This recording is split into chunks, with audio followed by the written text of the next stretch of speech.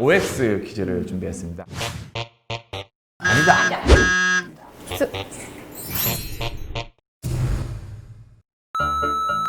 생길 수 있다. 생길 수 있다. 할 수 있다?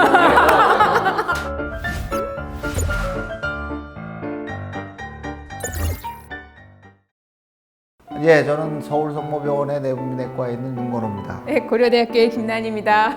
서울성모병원의 조재영입니다. 네, 저희 대한당뇨병학회에서 저희 보내드리고 있는 채널 당뇨병의 정석입니다. 저희 진료하다 보면 환자분들이 정말 많은 것을 물어보시는데 의사가 잘 대답도 잘 안 해주기도 하고 아마 그럴 겁니다. 근데 또 질문하는 게 정말 실생활에서 정말 궁금해 하시는 것도 많고 또 의사도 잘 대답하기 어려운 경우도 사실 많습니다. 그 중에서도 저희가 우리 사크 의원분들께서 의견을 모아서 정말 많이 물어보시는 것들 중에서 대표적인 것을 뽑아서 하나하나 함께 얘기하는 시간으로 들어가겠습니다.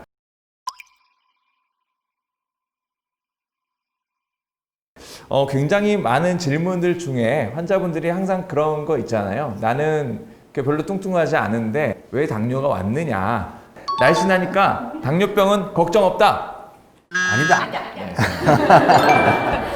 예, 그러니까 우리가 예전에 이제 교과서를 보면 당뇨병은 55세 이후에 아주 뚱뚱한 사람한테 오는 병 이렇게 적혀져 있었어요. 네. 근데 이제 쭉 한 지난 2, 30년 동안 연구를 해보니까 그렇지 않은 사람들도 상당히 당뇨병 환자가 많더라.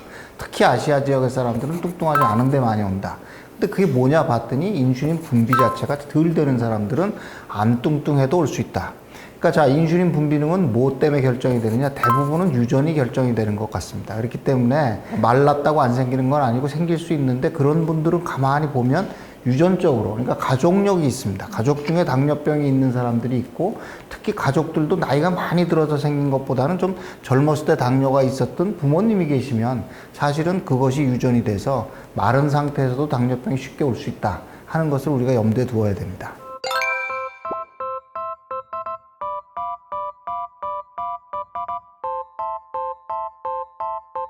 좀 이어지는 질문인 것 같은데 그러니까 유전도 얘기하셨습니다. 자, 그러면은 또 많은 걱정이 특히 젊은 40대, 50대 또는 30, 40대 분들이 오시면 애들이 어리잖아요. 그럼 이제 많이 또 물어보는 질문인 것 같습니다.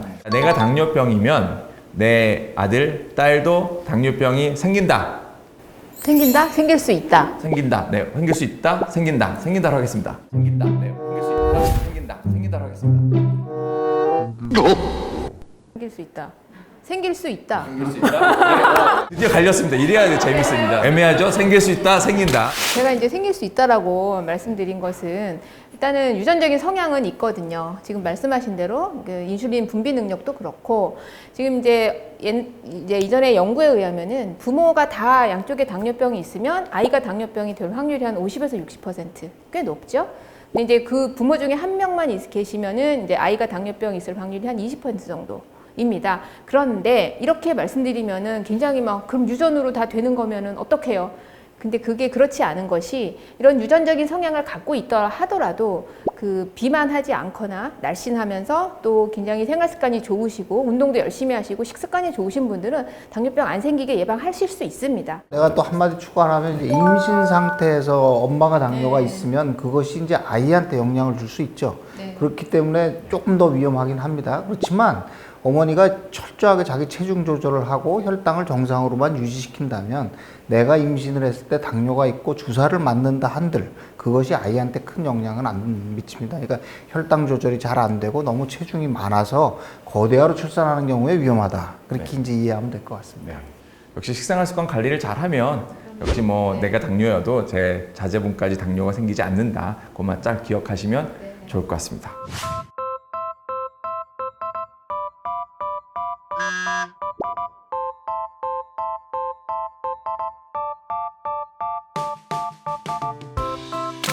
자, 그럼 세 번째 질문입니다. 굉장히 많은 분들이 물어보시는 겁니다.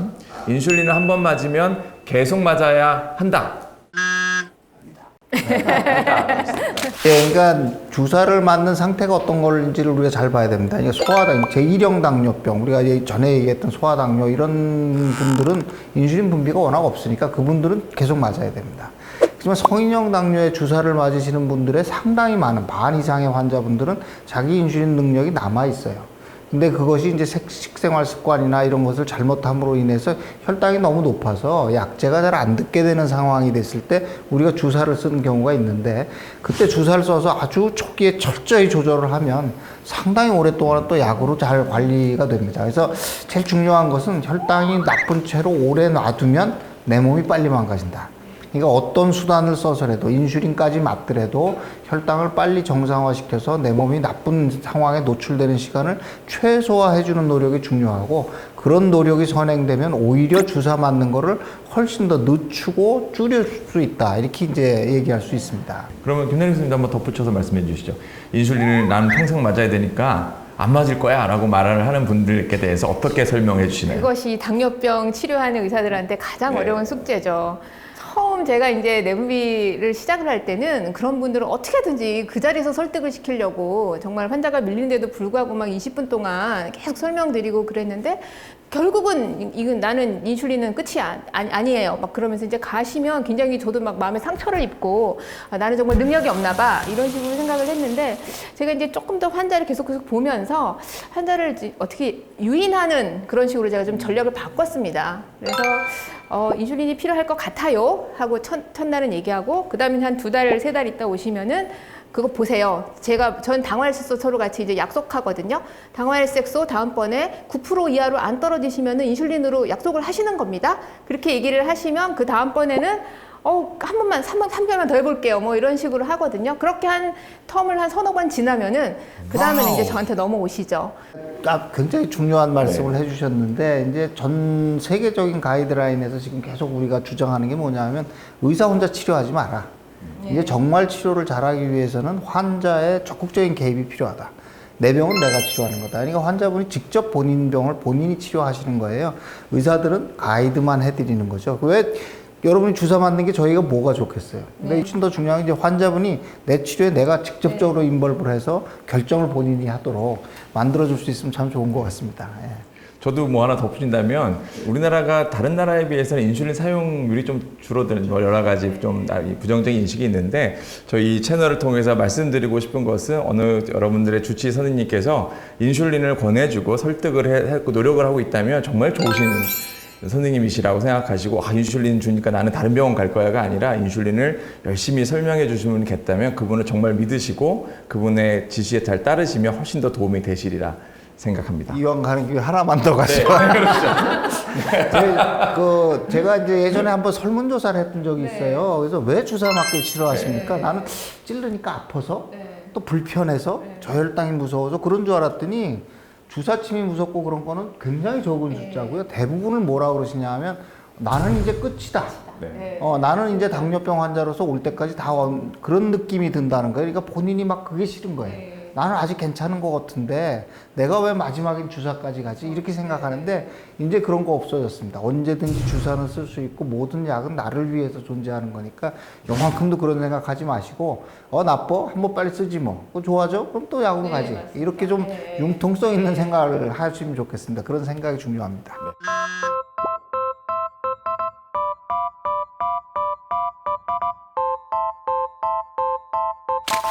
자, 그럼 또 네 번째로 가겠습니다. 또 인슐린 관련된 얘기인데요. 인슐린 펌프를 이제 부착하였으니까 나는 음식이 지금부터 가리지 않고 마음껏 먹을 수 있다. 이 인슐린 펌프가 몇 년 전에 굉장히 이슈가 됐었죠. 그 인슐린 펌프라는 게, 인슐린이 이제 들어가는 조그마한 이제 기계가 있고, 그래서 저희 피하에 이제 라인이 연결되어 있어서 인슐린이 아주 소량씩 계속 들어가는 그런 기기입니다. 근데 이제 이걸 다시는 분들의 정말 잘못 생각하시는 게 뭐냐면, 이거를 달면 기계가 알아서 내 혈당을 측정해서 거기에 맞는 인슐린이 조절돼서 들어간다고 생각을 하세요. 그런 인공췌장 시스템은 저희 당뇨병 하는 그 의사들의 꿈입니다. 근데 이제 그런 것들이 테크놀로지가 많이 개발이 돼서 이제 그런 시기가 생각보다 멀지 않았다고 생각은 하지만, 아직 우리나라에선 그렇게 들어와 있지는 않거든요. 그래서 인슐린 펌프는 당뇨병이 굉장히 심해서 인슐린을 하루에 몇 번씩 맞아도 조절이 잘 안 되시는 분들이 대상이 되고요. 그거를 다루시면은 본인의 뭐 생활 습관이라든지 운동, 먹는 거, 혈당 해가지고 본인이 인슐린을 알아서 그때그때 다 체크해서 눌러줘야 됩니다. 5단위, 뭐 10단위 이런 식으로 해가지고 본인이 조절을 해야 되는 거기 때문에 그런데 이거를 담론해서 당뇨병이 낫고 내가 아무거나 먹고 싶어서 다는 거는 절대 아닌 거죠.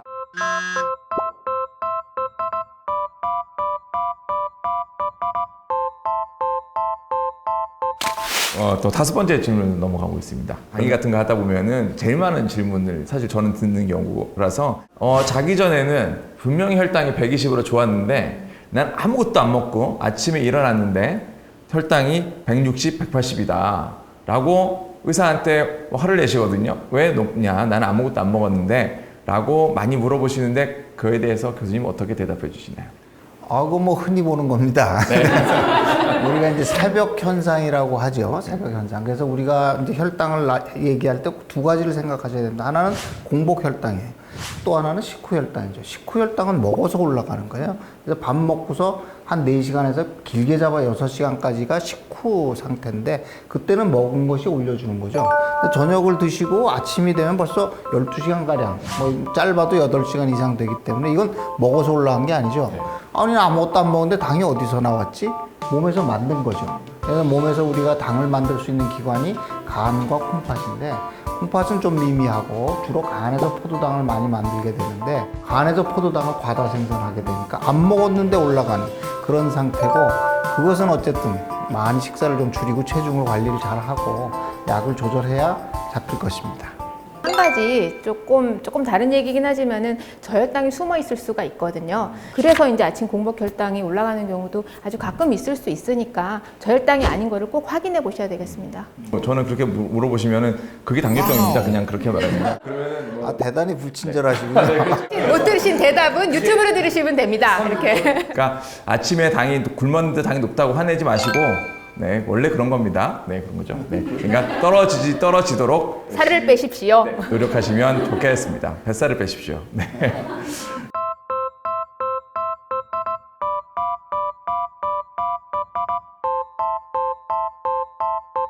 네, 그럼 오늘 저희 당뇨병의 정석 또 아쉽지만 또 이대로 이번에 또 마치고 또 다음 편에서 또 새로운 주제로 만나 뵙도록 하겠습니다. 감사합니다. 감사합니다.